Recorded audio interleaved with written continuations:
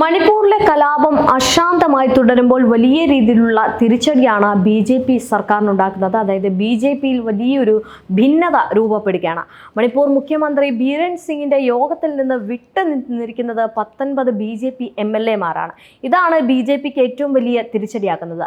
കലാപം രൂക്ഷമായിരിക്കുന്ന സംസ്ഥാനത്തെ നിലവിലെ സ്ഥിതി വിലയിരുത്തുന്നതിനും അക്രമകാരികൾക്കെതിരെ നടപടിയെടുക്കുന്നത് സംബന്ധിച്ച് ചർച്ച ചെയ്യാനും വിളിച്ച യോഗമാണ് 37 MLA ബി.ജെ.പി. 19 പേരും ഇപ്പോൾ ബഹിഷ്കരിച്ചത്.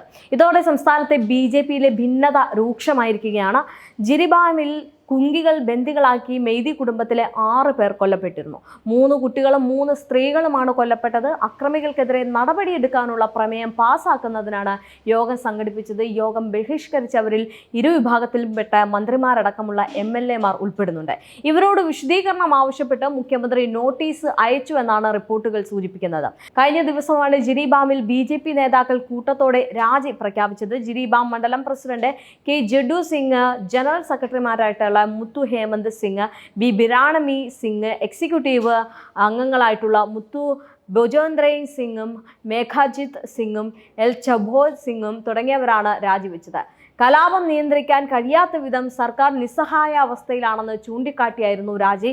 കൂടാതെ മണിപ്പൂരിൽ സഖ്യ സർക്കാരിൽ നിന്നും നാഷണൽ പീപ്പിൾസ് പാർട്ടി പിന്മാറുകയും ചെയ്തതോടെ വലിയ രീതിയിലുള്ള പ്രശ്നമാണ് അല്ലെങ്കിൽ പ്രതിസന്ധിയാണ് മണിപ്പൂരിലെ ബി.ജെ.പിക്ക് ഇപ്പോൾ ഏൽക്കുന്നത്. ഈ സഖ്യത്തിലെ ഏറ്റവും വലിയ രണ്ടാമത്തെ കക്ഷിയാണ് NPP. 7 MLA-മാരാണ് പാർട്ടിക്കുള്ളത്.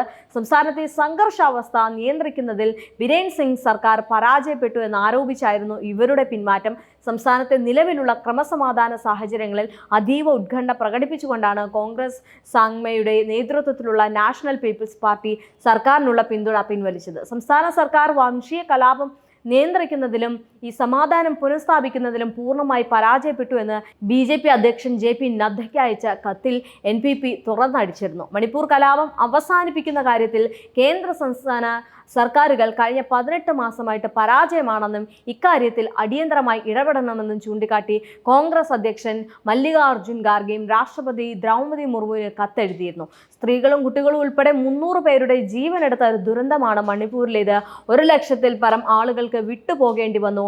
സർക്കാരുകളിൽ നിന്നും സഹായമില്ലാതിരിക്കെ ഒറ്റപ്പെട്ട് കഴിയുകയാണ് മണിപ്പൂർ ജനതയെന്നും ഖാർഗെ കത്തിൽ ചൂണ്ടിക്കാട്ടി. അതേസമയം തന്നെ ഈ മണിപ്പൂരിൽ കുങ്കി സായുധ ഗ്രൂപ്പുകളെ അടിച്ചമർത്താനുള്ള NDA MLA-മാരുടെ യോഗത്തിൽ നിർദ്ദേശം തൃപ്തികരമല്ല എന്ന് മെയ്തൈ സംഘടനകൾ പറഞ്ഞു. 24 മണിക്കൂറിനകം നടപടികൾ അറിയിച്ചില്ല എങ്കിൽ എല്ലാ കേന്ദ്ര സംസ്ഥാന സർക്കാർ ഓഫീസുകളും താഴിട്ട് പൂട്ടുമെന്ന് പൗരസംഘടനയുടെ ഏകോപന സമിതിയായിട്ടുള്ള കോങ്കോമി അറിയിക്കുകയും ചെയ്തു. തിങ്കളാഴ്ച രാത്രി നടന്ന NDA MLA-മാരുടെ യോഗത്തിലായിരുന്നു കുങ്കി സായുധ ഗ്രൂപ്പുകൾക്കെതിരെ നടപടിയെടുക്കാൻ പ്രമേയം പാസാക്കിയത്. ഈ സംഘടനകളെ ഭീകര സംഘടനകളായി പ്രഖ്യാപിക്കണമെന്നും ഇംഫാൽ താഴ്വരയിൽ ഉൾപ്പെടെ 6 പോലീസ് സ്റ്റേഷൻ പരിധിയിൽ പ്രത്യേക സൈനിക അധികാരി നിയമം നടപ്പിലാക്കിയ നടപടി പിൻവലിക്കണമെന്നും യോഗം പ്രമേയത്തിലൂടെ ആവശ്യപ്പെട്ടിരുന്നു.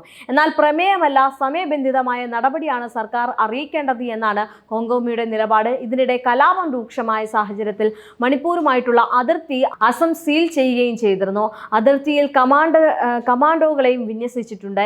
ഇപ്പോഴത്തെ പ്രശ്നങ്ങൾക്ക് പ്രധാന കാരണക്കാരൻ കോൺഗ്രസ് മുൻ ആഭ്യന്തരമന്ത്രി P. ചിദംബരവുമാണെന്നാണ് മണിപ്പൂർ മുഖ്യമന്ത്രി ബീരൻ സിംഗ് ആരോപിക്കുന്നത്. മ്യാൻമാറിൽ നിന്നുള്ള അനധികൃത കുടിയേറ്റക്കാരെ കോൺഗ്രസ് സർക്കാരുകൾ തടഞ്ഞില്ല എന്നും ബീരൻ സിംഗ് ആരോപിക്കുമ്പോഴും വലിയ രീതിയിലുള്ള തിരിച്ചടി തന്നെയാണ് മുഖ്യമന്ത്രിക്ക് ലഭിക്കുന്നത്.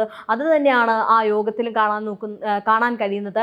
19 ബി.ജെ.പി. MLA-മാരും കൂടി കൈയൊഴിഞ്ഞതോടെ മണിപ്പൂരിലെ ബി.ജെ.പിയുടെ കളങ്ങൾ ഏകദേശം ഒഴിഞ്ഞു തുടങ്ങിയെന്ന് വേണം പറയാൻ. കാരണം അത്രയേറെ പ്രശ്നങ്ങളാണ് ഇപ്പോൾ നടക്കുന്നത്. എന്നാൽ അശാന്തമായിട്ട് തന്നെ ഈ മണിപ്പൂർ കലാപം തുടരുന്നതും വലിയ രീതിയിലുള്ള ഒരു പ്രശ്നങ്ങളിലേക്ക് കടക്കുകയാണ്.